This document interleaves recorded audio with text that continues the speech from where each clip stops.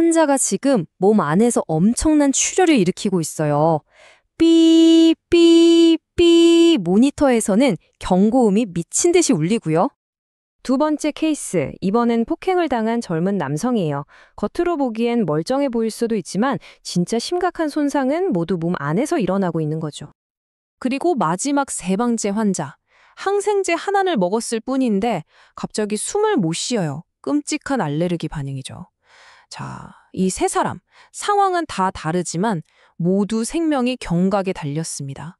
과연 이들의 공통점은 뭘까요? 네, 바로 쇼크입니다. 세 환자 모두 지금 쇼크 상태에 빠진 거예요. 우리가 흔히 생각하는 그런 감정적인 충격, 쇼크 먹었다 할 때 그 쇼크가 전혀 아니고요.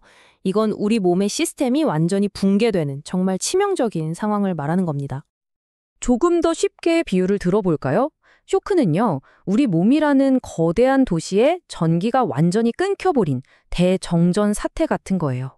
몸의 연료인 산소가 세포 구석구석까지 배달이 안 되니까 뇌나 심장, 콩팥 같은 핵심 기관들이 하나둘씩 꺼져버리기 시작하는 거죠.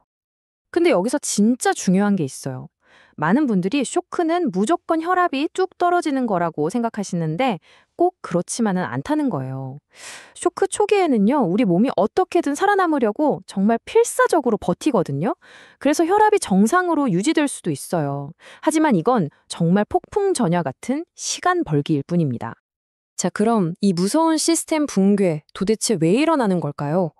쇼크는 그 원인에 따라서 크게 네 가지 종류로 나눠볼 수 있습니다. 자, 다시 우리 첫 번째 환자를 떠올려보죠. 몸 안에서 피가 나던 분이요. 흉관에 연결된 병에 피가 가득 찼다는 이 사실, 이게 바로 결정적인 단서가 됩니다. 이런 경우를 바로 저혈량성 쇼크라고 부릅니다. 이름 그대로예요. 저는 낮다는 거고 혈량은 피의 양이니까 말 그대로 몸에 피가 부족해져서 생긴 쇼크죠. 저수지에 물이 다 말라버린 것처럼 우리 몸의 혈관에 피가 부족해서 압력을 유지할 수 없게 된 거예요. 좋습니다. 그럼 이번엔 세 번째 환자, 항생제 때문에 알레르기 반응을 일으켰던 분을 다시 한번 생각해 볼까요? 이분의 과거 병력이 진단의 열쇠가 됩니다. 이 환자는 분배성 쇼크, 그중에서도 우리가 잘 아는 아나필락시스 쇼크를 겪고 있는 겁니다. 이건 좀 특이해요. 몸에 피가 부족한 게 아니거든요.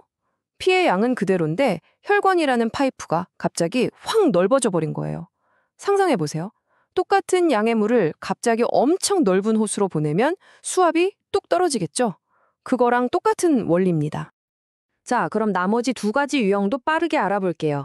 하나는 심장성 쇼크. 이건 말 그대로 심장, 즉 우리 몸의 펌프 자체가 고장나버린 경우고요. 다른 하나는 폐쇄성 쇼크입니다. 혈전 같은 게 혈관에 딱 막아버려서 피가 못 도는 거죠. 펌프가 고장나던, 파이프가 너무 넓어지던, 파이프가 막히던, 결국 원인은 달라도 세포가 산소를 못 받는다는 결과는 똑같습니다. 자, 여기서 정말 중요한 포인트가 나옵니다. 쇼크는 어떤 종류든 간에 정해진 수순을 밟으면서 악화된다는 거예요. 이건 정말 한순간도 지체할 수 없는 시간과의 싸움입니다. 쇼크의 진행 과정은 크게 세 단계로 볼 수 있어요. 첫 번째는 보상 단계. 우리 몸이 아직 버틸 힘이 있어서 어떻게든 정상인 척 안간힘을 쓰는 단계죠. 이때는 환자가 그냥 좀 불안해 보이기만 할 수도 있어요. 하지만 이 단계가 지나면 몸이 지쳐서 무너지기 시작하는 진행 단계로 들어갑니다. 그리고 마지막은 비가역적 단계. 이름 그대로 한번 이 단계에 들어서면 다시는 돌이킬 수 없게 되는 너무 늦어버린 상태가 되는 겁니다. 그럼 의료진은 이 단계를 어떻게 알 수 있을까요? 바로 혈액 속의 젖산 수치를 봅니다. 젖산이 뭐냐면요, 세포들이 산소가 부족할 때 살려달라고 외치는 비명 같은 거예요. 일종의 비상신호죠. 이 젖산 수치가 올라가기 시작했다는 건 우리 몸의 세포들이 이미 산소 빚에 시달리면서 죽어가고 있다는 아주 위험한 신호입니다. 자, 이렇게 위험한 쇼크 어떻게 대처해야 할까요? 여기서 쇼크의 종류를 정확히 아는 게 정말 중요해집니다. 왜냐하면 원인에 따라 대처법이 완전히 달라지거든요. 정말 놀랍게도 환자의 자세를 살짝 바꿔주는 것만으로도 생사를 가릴 수 있어요. 예를 들어 피가 부족한 저혈량성 쇼크 환자는 다리를 올려서 남아있는 피를 심장 쪽으로 보내주고요.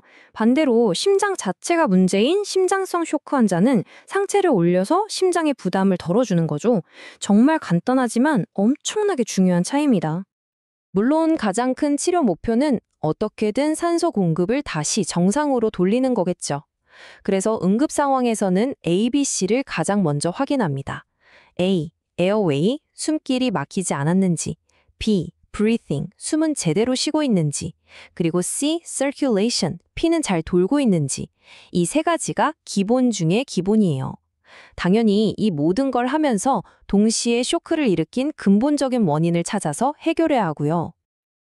그리고 아까 그 알레르기 쇼크 환자 기억나시죠? 이 경우엔 정말 마법 같은 특효약이 있습니다. 바로 에피네프린 주사예요. 이 주사 한 방이면 그 넓어졌던 혈관이 다시 좁아지고 꽉 막혔던 기도가 열리면서 말 그대로 몇 분 만에 상황을 뒤집을 수 있습니다.